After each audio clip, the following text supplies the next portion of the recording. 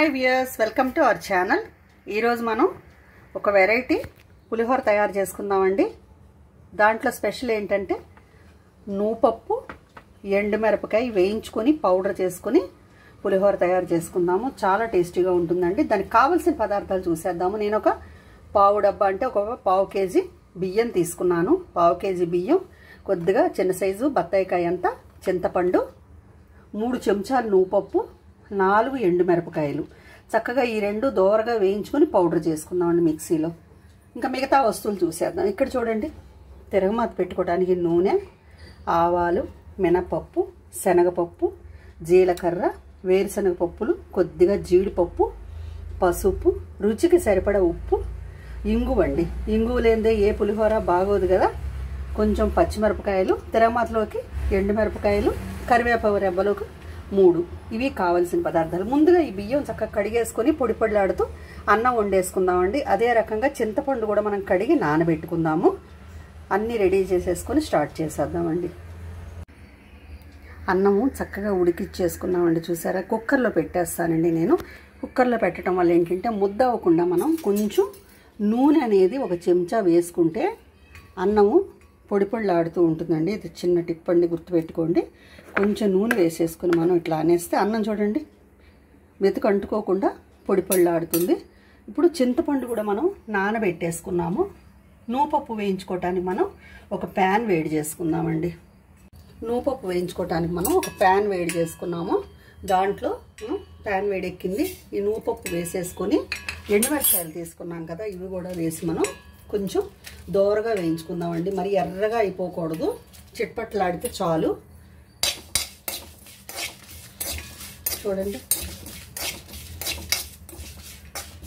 ఇది మనం మెత్తగా పౌడర్ లాగా చేసేసుకొని పక్కన పెట్టుకుందామండి. ఇది వేయించేసుకొని నూపప్పు వేగిపోయింది చూడండి. మీకు ఎట్లా తెలుస్తుందంటే కొంచెం లావు ఎక్కుతుందండి. గింజ సన్నగా ఉండే గింజ కొంచెం లావు అవుతుంది. దీన్ని మనం పక్కన పెట్టేసుకుని చల్లారి పెట్టుకుందామండి. నూపప్పు చల్లారి మనం పౌడర్ పట్టుకునే లోపల మనం పులిహోరకి తాలింపు పెట్టేసుకుందామండి. అదే ప్యాన్లో వేడిగా ఉందండి చక్కగా ప్యాను. అదే ప్యాన్లో నూనె వేసుకొని నేను 4 స్పూన్లు వేసానండి. వరుసగా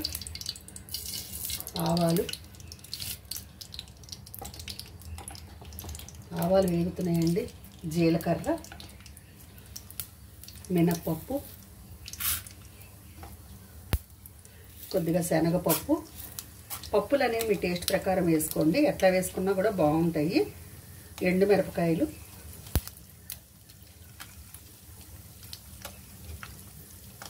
ఇప్పుడు ఈ వేరుశనగ పప్పులు, జీడిపప్పు కూడా వేసేసుకుందాము. వేగుతున్నాయి చూడండి చక్కగా అన్నీ.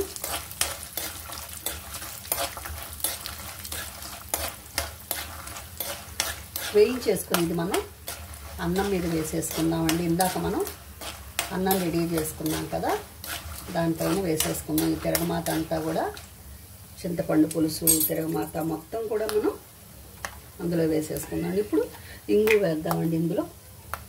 ఇవి వేగిన తర్వాత మనం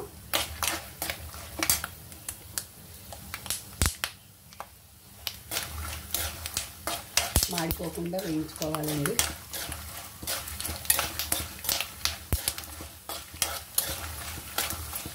అన్నం రెడీగా ఉంటే 10 నిమిషాల్లో పులిహోర రెడీ అయిపోతుందండి.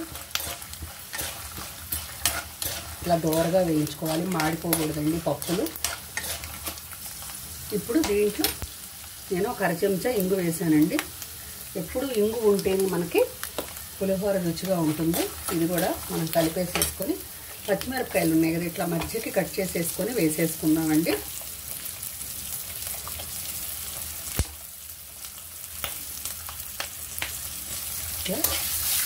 పచ్చిమిరపకాయలు కూడా వేసేసుకున్నాం. చూసారు ఎంత కలర్ఫుల్గా ఉందో. ఇప్పుడు చింతపండు పులుసు రెడీ చేసుకున్నాం కదా, నానబెట్టుకున్నాం ఇందాక. అది చిక్కగా మనం పులుసు తీసేసుకొని దీంట్లో పోసేసుకున్నామండి.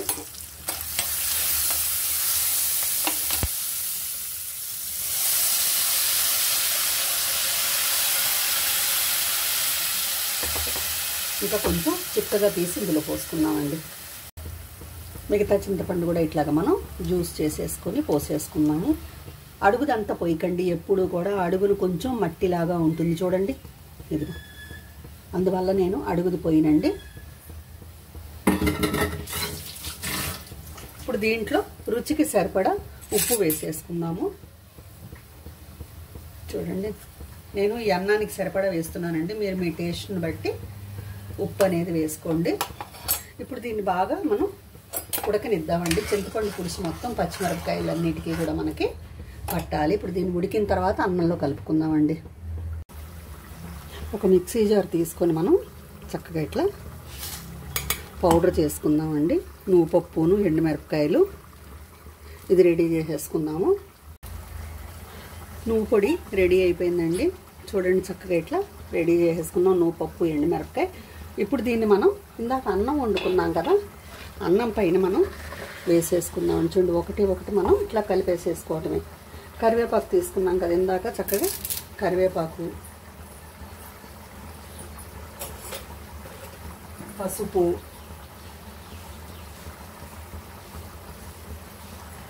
అలాగే ఇందాక మనం తయారు చేసుకున్నటువంటి నువ్వు పొడి. ఒక వెరైటీ పులిహోర అండి వాళ్ళు నేను చెప్పేది, మీరు కూడా ట్రై చేయండి. దసరాలు కదా, చాలా బాగుంటుంది.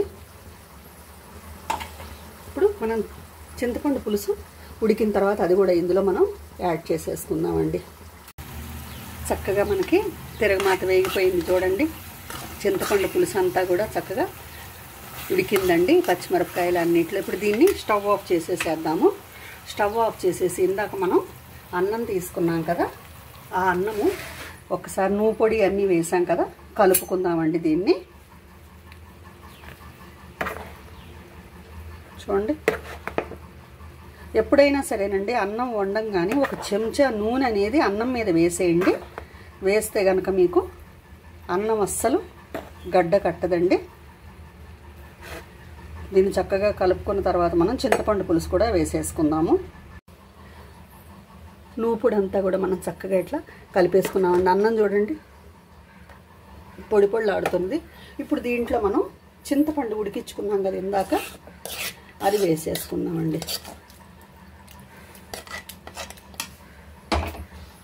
వేసేసుకొని మొత్తం కూడా ఇట్లా కలిపేసుకుందాము. చాలా బాగుంటుందండి, ఒక వెరైటీ పులిహోర ఇది. కొత్తదనం అందరూ కోరుకుంటారు కదా, అందుకని చెప్పి చేసి చూపిద్దామని చేస్తున్నానండి.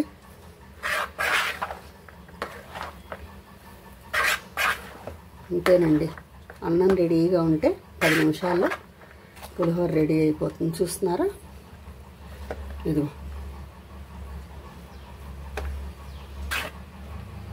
ఇప్పుడు దీన్ని సర్వింగ్ బౌల్లోకి మార్చేసుకుందాం. చక్కగా మనం తయారు చేసేసుకున్నాం కదా నువ్వు పులిహోర.